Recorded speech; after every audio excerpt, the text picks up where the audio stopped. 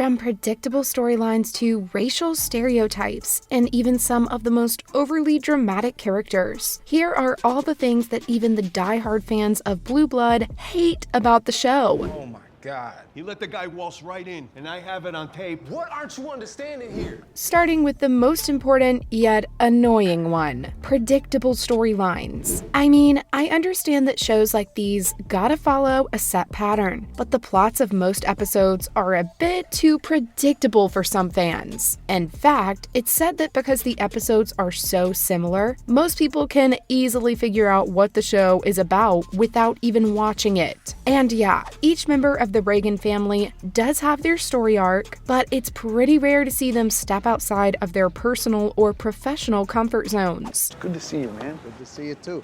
What are the odds? Pretty good, actually. Yeah, I figured. What the hell's going on?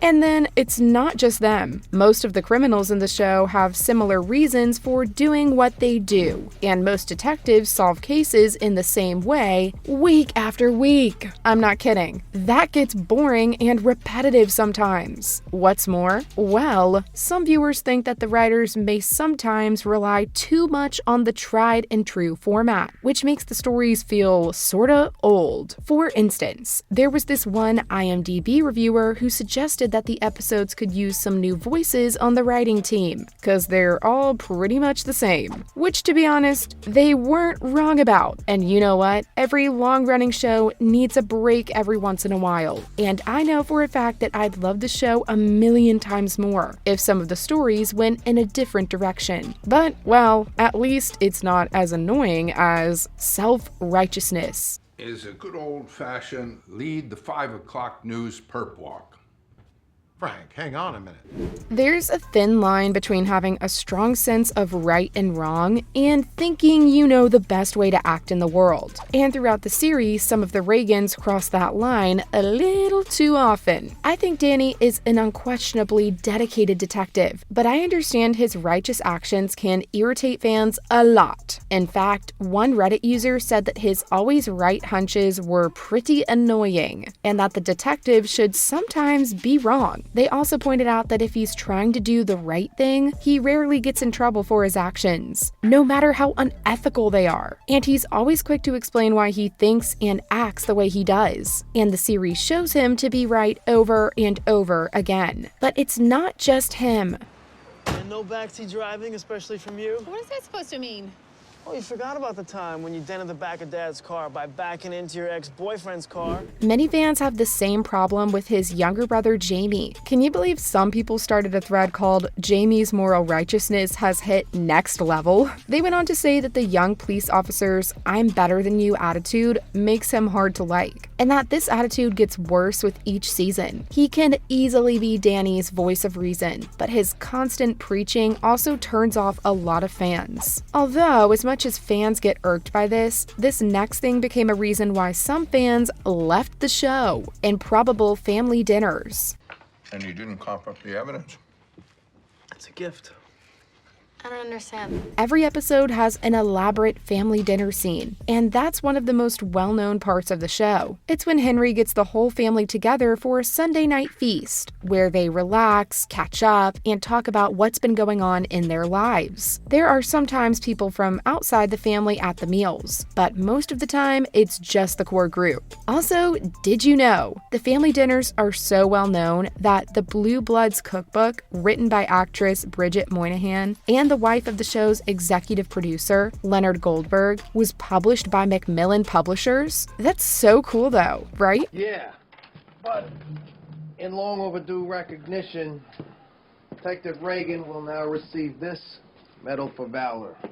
But anywho, even though these family dinners are popular, some fans don't like them because they're too idealistic and predictable. Apparently, someone always has something deep to say at meals, and fans find it super annoying. Honestly, I get it. The dinners are often used to show the moral of the episode, which can be off-putting to some viewers. Want to know something funny? Tom Selleck doesn't like the family dinners either. In 2019, the actor told Cinema Blend that he hates filming these scenes because the actors have to eat the same food over and over again for up to 8 hours. Guys, I could never. Although a few things were outright wrong, and I wasn't surprised when people started having a problem with it, because the show followed some racial stereotypes. The way the media sometimes shows how police treat minorities is a touchy subject, and TV shows and movies have now made it a common theme. But that's not always such a good idea. Laura Hudson says that the show tends to show people who speak out against the police as evil, manipulative, or dishonest, and many of these people are minorities. Also, there are several examples of members of the family making assumptions about suspects or witnesses